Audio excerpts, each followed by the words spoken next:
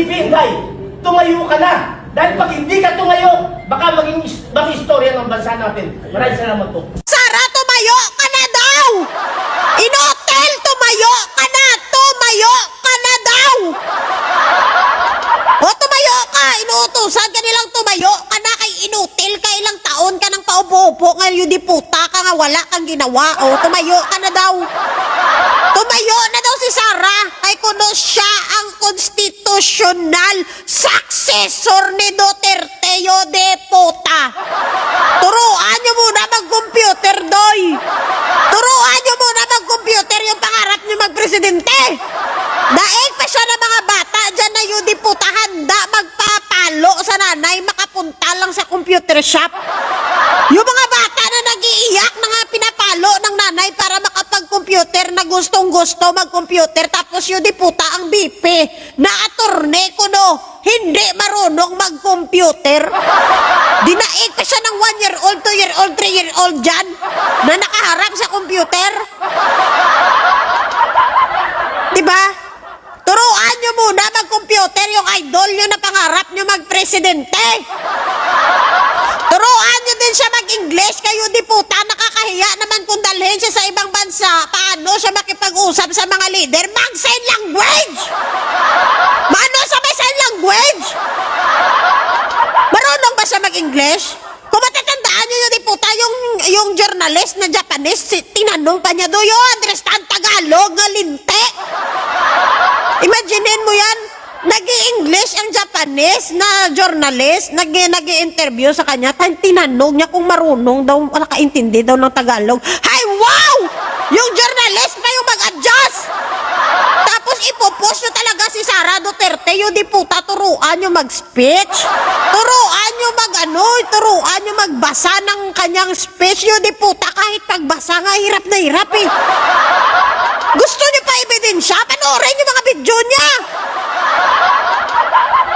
Bakit kailangan yung ipilit si Sara? Hoy!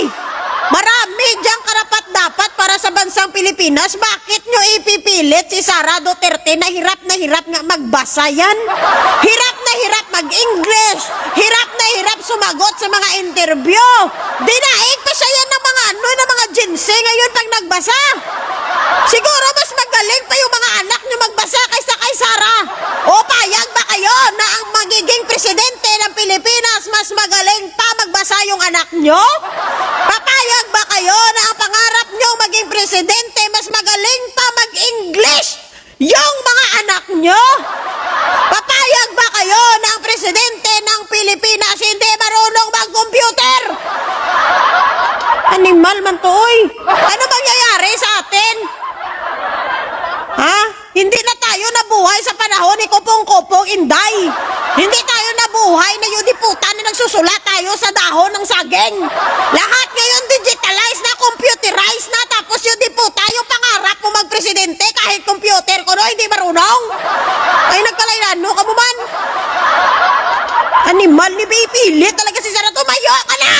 Nagkalalumpo ka na ba? Kaya hindi ka tumayo ka daw!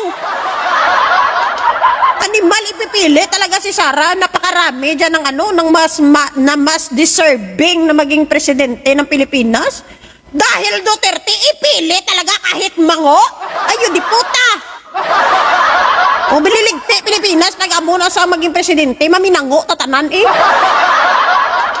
Ano ba nagawa ni Sara Duterte? Wala! Pag tinanong mo ngayon, DDS, ano ba nagawa ni Sara? Wala! Kinakahiya nga nila magsabi na tree planting eh. Na traveling, kinakahiya nga ng DDS yan eh. Pangarap nyong maging presidente ang takot na takot sa accountability. Takot na takot sa pananagutan. Takot siyang harapin ang accountability. Tapos pangarap mo magpresidente nga hindi nga niya ma-explain lahat ng paratang sa kanya. Hindi niya masagot lahat ng mga pinaparatang sa kanya. Tapos pangarap mo maging presidente, walang ang kredibilidad at walang abilidad. Sasabihin nila, o siya naging mayor dati sa Davao, magaling siya. Magaling siya dahil tatay niya. Dahil sa apelyido niya at dahil sa tatay niya. O ngayon magaling ba siya? Bilang isang vice president, may nagawa na ba? Meron siya bang legacy bilang isang vice president? Meron, impeachment niya. Yung confidential funds niya, yun yung kanyang legacy. Meron ba?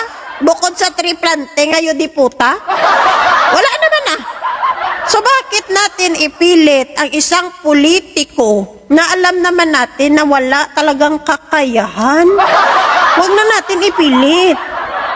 Tapos ikaw mangarap ka ng maganda, maayos na bansa, tapos ibubuto mo ang isang politiko dahil lang sa apelyido ngayon diputa? Kahit walang kredibilidad, dahil popular, dahil anak ni Digong ibubuto mo, o di yun diputa ka? Ikaw yung literal at legit na bobotante ng Pilipinas nga animal ka.